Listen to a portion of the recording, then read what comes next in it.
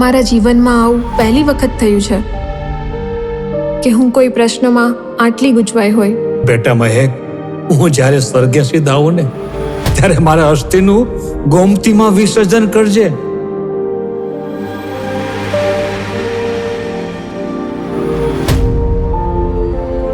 મને તો એ નથી સમજાતું કે દાદા કેમ આવું ઈચ્છતા હતા.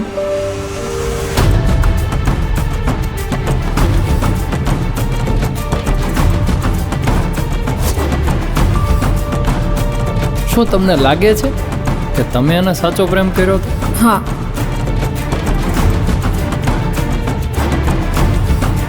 દાદાની વાત માની હું અહીં આવી તો ગઈ, પણ હવે શું કરું?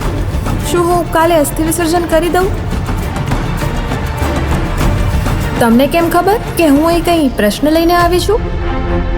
દરેક લોકોના જીવનમાં એક વખત એવો સમય જરૂર આવે છે ત્યારે એ પોતાની જાતથી થાકીને આનો આધાર રાખે છે. કિશન, અહીં એવું શું છે કે દ્વારકા આવે તો બેટ દ્વારકા આવવું જ પડે? અહીંયા એ પોતાનાનું ધ્યાન રાખતો, દ્વારકામાં આખા જગતનું. ભગવાન જેવું આ દુનિયામાં કશું છે જ નહીં. લોકો તો પાગલ છે. અશ્રદ્ધાય હુતમ દત્તમ તપસ્તપ્તમ કૃતમ ચ યત અસિદ્ધુચ્યતે પાર્થ ન ચ તે પ્રત્યે નો ઇહ.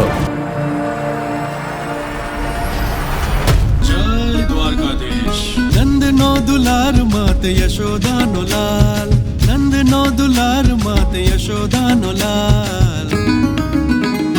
રાજાધિરાજ મારો ગિરધર ગોપાલ, રાજાધિરાજ મારો ગિરધર ગોપાલ.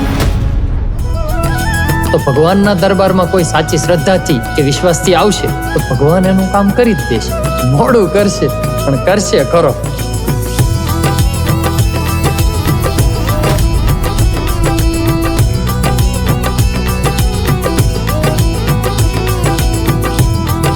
આ દુનિયામાં કોઈ એવું વ્યક્તિ નથી જેના મનમાં પ્રશ્ન ન હોય અને પોતાના પ્રશ્નના જવાબ મેળવવા માટે પોતાની રીતે મહેનત કરતો હોય છે.